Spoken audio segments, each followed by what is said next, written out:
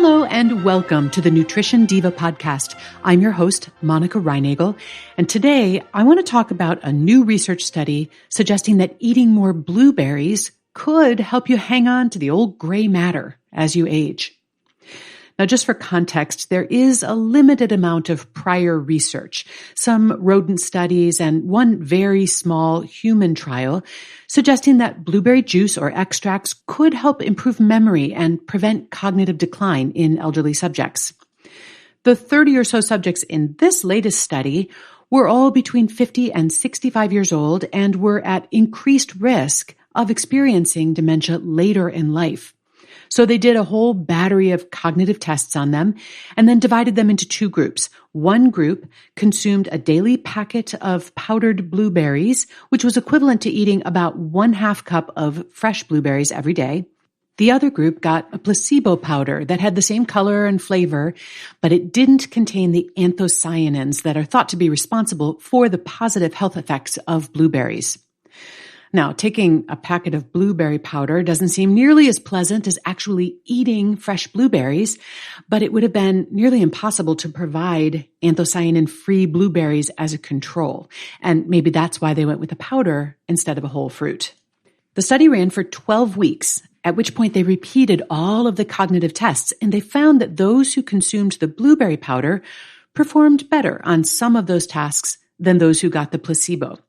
The conclusion from the researchers was that, quote, ongoing blueberry supplementation may contribute to protection against cognitive decline when implemented early in at-risk individuals, end quote.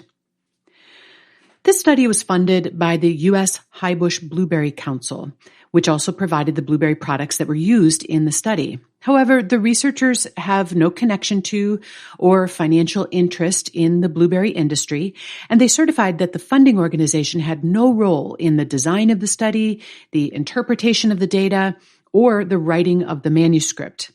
And all of the studies published in this particular journal, it was the journal Nutrients, go through a rigorous peer review process. So I have no reason to question that the study was properly conducted and reported, and that these results are legit. But it does make me wonder if blueberries provide a unique benefit for brain health, or whether anthocyanins from any source would be just as effective. Anthocyanins are found in all the different types of berries, as well as red cabbage, plums, onions, black and red rice, eggplant, grapes, and famously, red wine. And these plant-based antioxidants have been linked with a wide range of health benefits, everything from improved lung and brain function to reduced risk of heart disease and cancer. If they'd wanted to test whether there was something special about blueberries above and beyond their anthocyanin content, they could have had some of the people in the study take a placebo, others take blueberry powder, and still others take a powdered supplement made from another anthocyanin-rich fruit. But the funders, the blueberry growers, were obviously not as interested in asking or answering that question.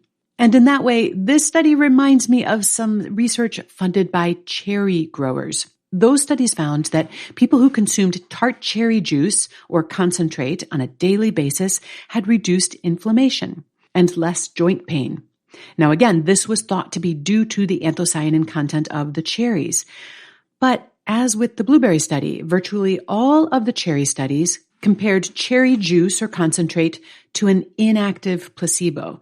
They didn't compare cherry juice to other fruit and vegetable juices. And I had the same question about that research, namely, would another anthocyanin-rich food have worked just as well?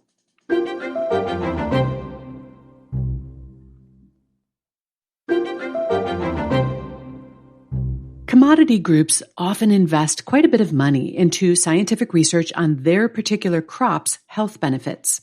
And while that research is scientifically valid, and it does advance our understanding of the ways in which foods and nutrients interact with the body, it also has the effect of suggesting to consumers that a given food offers superior protection against a certain condition or specific protection for a certain organ.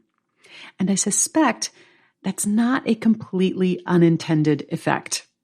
I can almost imagine a smoke-filled back room somewhere where the fruit barons divide up their fiefdoms.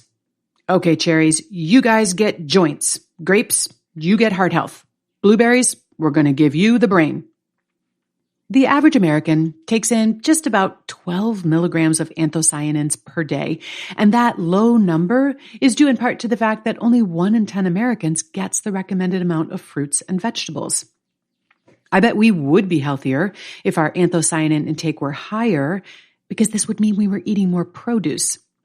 But I think that eating a variety of fruits and vegetables, rather than eating the same superfruit every day, is going to give you a much wider array of nutrients, phytochemicals, and health benefits. It's also a lot more interesting.